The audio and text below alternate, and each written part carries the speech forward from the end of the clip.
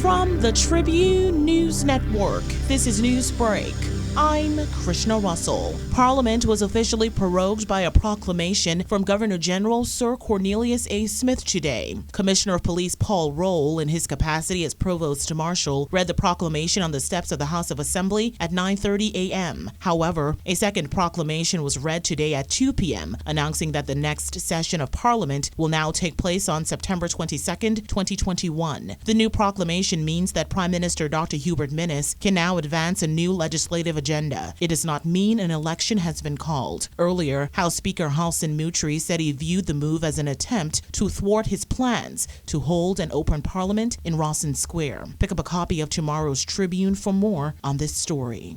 A top doctor at the Princess Margaret Hospital has described the strain that COVID-19 has had on the hospital in stark terms, insisting the institution is past the breaking point. She said that sections of the facility are bursting at the seams and that the hospital is already at the point of collapse. Dr. Colby Davis Hall, a consultant in the accident and emergency section of the hospital, said PMH is currently in the worst state it has been since the start of the pandemic last year. Despite the current situation, the government has thus far resisted implementing strict restrictions on people's ability to assemble and move throughout New Providence during this third wave of COVID-19, emphasizing that the arrival of vaccines points to a way out of the pandemic.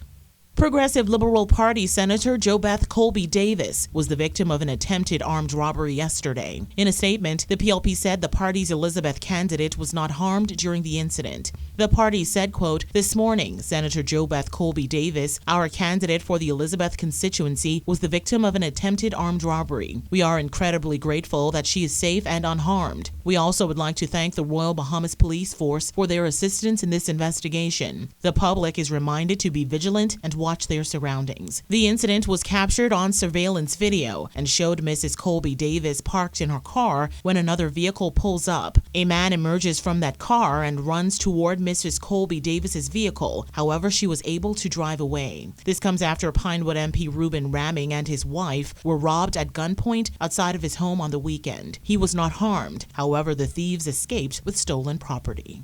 A man was found shot dead in front of a residence on Collie Bluff in the Fox Hill area yesterday. Residents living near the scene heard what sounded like a dozen shots being fired. Seconds after the shooting stopped, a man was spotted running into the bush opposite the murder scene. Family members identified the victim as Nevada Nairn. Superintendent Michael Johnson of the Criminal Investigations Department told reporters on the scene that the victim appeared to be in his early 40s. Police are appealing to members of the public to contact them at Crime Stoppers at 328-TIPS or 502-9991 or their nearest police station with any information. Your complete news and information source, this is the Tribune News Network. In international news, U.S. health officials today announced plans to dispense COVID-19 booster shots to all Americans to shore up their protection amid the surging Delta variant and signs that the vaccine's effectiveness is falling. The plan is outlined by the Centers for Disease Control and Prevention and other health agencies. Calls for an extra dose 8 months after people get their second shot of the Pfizer or Moderna vaccine.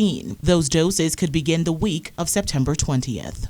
Pressure for a coordinated response to Haiti's deadly weekend earthquake mounted today as more bodies were pulled from the rubble and the injured continue to arrive from remote areas in search of medical care. Aid was slowly trickling in to help the thousands who were left homeless. Angry crowds massed at collapsed buildings, demanding tarps to create temporary shelters that were needed more than ever after Tropical Storm Grace brought heavy rain on Monday and Tuesday, compounding the impoverished Caribbean nation's misery.